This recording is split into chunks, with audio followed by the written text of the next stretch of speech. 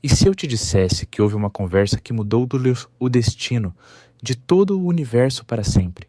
Houve um instante em que o céu perfeito parou para ouvir o que o próprio Deus diria à criatura mais bela que já havia saído de suas mãos. Não era uma conversa comum, não era um aviso qualquer, era o momento em que o amor absoluto confrontaria o orgulho absoluto e em que a rebelião deixaria de ser pensamento para começar a se tornar destino.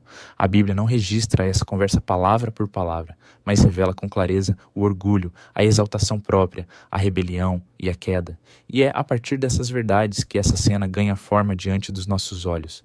Do centro da glória inefável, uma voz se fez ouvir. Não alta como um trovão solto, mas profunda como uma sentença que atravessa toda a criação. Era a voz daquele que falou. E os mundos vieram à existência. Lúcifer chamou o Eterno. E naquele nome havia autoridade, mas também tristeza. Havia justiça, mas ainda havia ternura. Havia o peso do trono, mas também a dor de um Criador falando com alguém que um dia foi puro. Ao som daquela voz, os seres celestiais se prostraram, serafins silenciaram seus cânticos, querubins recuaram em reverência.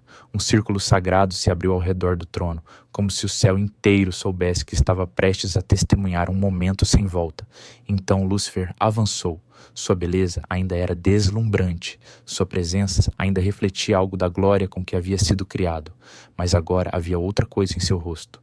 Não adoração, mas orgulho. Não humildade, mas desafio. Quando finalmente parou diante do trono, ele não se prostrou, permaneceu ereto, o queixo ligeiramente levantado. O olhar já não repousava em reverência, mas em comparação. Era como se, pela primeira vez, não olhasse para Deus como Senhor, e sim como rival. Então o Altíssimo falou: Por que se ensoberbeceu o teu coração? Por que a tua sabedoria se corrompeu por causa do teu próprio resplendor? Acaso eu não te criei perfeito em teus caminhos e não te estabeleci em honra no meu santo monte? Aquelas palavras atravessaram o céu como fogo puro, porque não eram suposição, eram revelação. Os pensamentos secretos, a ambição silenciosa, a insatisfação cultivada e o desejo de tomar para si o que só pertence a Deus estavam sendo expostos diante de todos. Eu conheço o que disseste em teu coração, continuou o Eterno. Disseste: subirei, exaltarei o meu trono, serei semelhante ao Altíssimo. E quando essas palavras foram reveladas, mais um espanto santo percorreu toda a corte celestial. Miguel levou à mão a espada flamejante. Gabriel fixou os olhos em Lúcifer. Os anjos recuaram em temor, mas o Pai ainda não havia pronunciado julgamento. O céu inteiro esperava, porque talvez ainda houvesse retorno, talvez ainda houvesse arrependimento. Se essa mensagem já está tocando o seu coração, deixa o seu like agora e se inscreve no canal. E no fim eu quero te pedir um comentário de fé, porque essa palavra precisa alcançar mais pessoas. Mas Lúcifer respondeu. Sua voz continuava bela, porém agora carregava altivez. Acaso não sou eu o mais belo entre os anjos? Não supero os demais em brilho, sabedoria e força? Por que devo me prostrar eternamente se também possuo luz? Por que devo adorar quando posso ser admirado? Por que devo obedecer quando posso governar? E enquanto falava, algo terrível começou a acontecer. O brilho que o cercava começou a escurecer, como se sua própria glória estivesse sendo contaminada por dentro. Onde antes havia esplendor refletido, agora surgiam sombras. Onde antes havia pureza, agora nascia distorção. E os anjos observavam em horror, porque não estavam apenas ouvindo blasfêmia, estavam vendo o mal surgir pela primeira vez. Foi então que aconteceu algo que ninguém esperava. O Eterno não respondeu primeiro com destruição. Não lançou sentença imediata. Em vez disso, sua voz se encheu de compaixão, como a de um pai diante de um filho que ainda pode voltar. Lúcifer, ainda não é tarde. Lembra-te de quando te formei. Lembra-te do amor com que te estabeleci. Tu eras o sinete da perfeição. Tu andavas entre as pedras afogueadas. Tu eras honra no meu santo monte. Volta para mim.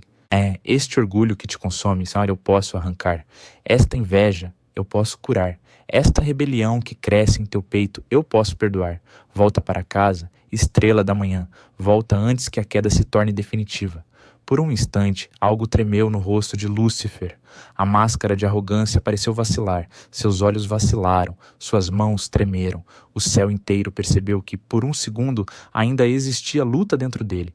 Os serafins aguardaram em silêncio. Miguel e Gabriel se entreolharam com esperança. O próprio cosmos parecia prender a respiração, porque por um momento pareceu possível que o universo fosse poupado da tragédia que se aproximava. Mas então o coração de Lúcifer se endureceu. Ele se endireitou com violência, afastou-se das mãos estendidas do Criador. E do seu interior saiu a resposta que rasgaria-se a paz dos céus para sempre. Não. Não me prostrarei, não servirei, não voltarei a ser servo quando posso ser senhor, não aceitarei tua misericórdia quando posso conquistar tua posição. E conforme falava, a transformação dentro dele se completava. A luz que ainda restava se apagou, suas vestes perderam o brilho, seus olhos se tornaram fogo de rebelião. O querubim da guarda tornava-se o adversário, o portador da luz se convertia no primeiro rebelde de toda a criação. Então ele declarou diante de todos: estabelecerei meu trono acima das estrelas, reunirei anjos sob minha autoridade, serei semelhante ao Altíssimo. E naquela hora, 1/3 dos anjos, seduzidos por sua antiga glória, se posicionou atrás dele. O céu havia sido dividido. A primeira ruptura da criação perfeita estava consumada. E então o rosto do Eterno se firmou, não com fúria descontrolada, mas com a solenidade da justiça.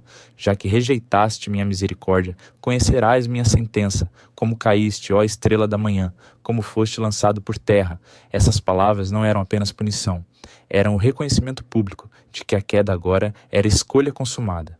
O céu não expulsava um inocente, mas aquele que havia escolhido a rebelião.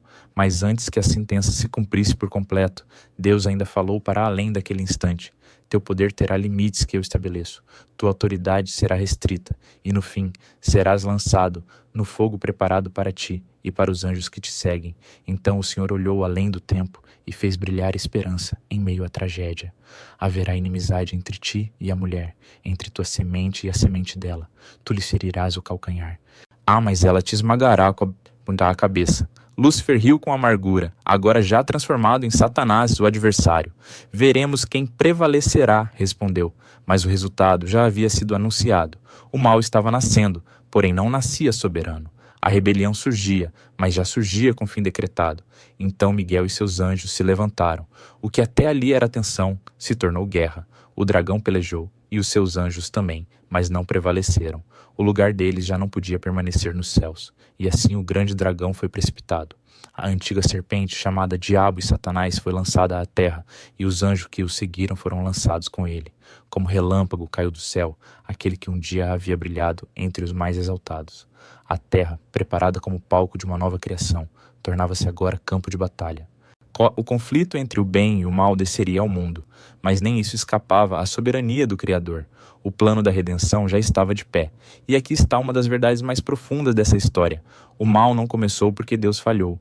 O mal começou porque uma criatura perfeita decidiu preferir a própria glória ao lugar da adoração. Antes da queda, houve comparação. Antes do abismo, houve orgulho. Ao mesmo tempo, essa história revela algo glorioso sobre Deus. Antes da justiça veio o apelo. Antes do juízo veio a misericórdia oferecida. Antes da expulsão, houve o chamado ao retorno. O céu não assistiu à queda sem amor. O orgulho é que recusou voltar. Por isso, se até diante da rebelião, Deus ainda falou com misericórdia, imagine quantas vezes Ele ainda chama hoje quem está se afastando em silêncio. O mesmo Deus que confrontou Lúcifer ainda confronta com verdade, ainda chama com amor e ainda oferece retorno. Se esta mensagem falou com você, escreve nos comentários. Deus, eu escolho permanecer contigo. Deixa o seu like, se inscreve no canal e compartilha com alguém que precisa ouvir essa verdade. A guerra começou no céu, passou pela terra e ainda ecoa na história humana. Mas o resultado final nunca esteve em dúvida. O mal teve início. A vitória de Deus nunca deixou de ter.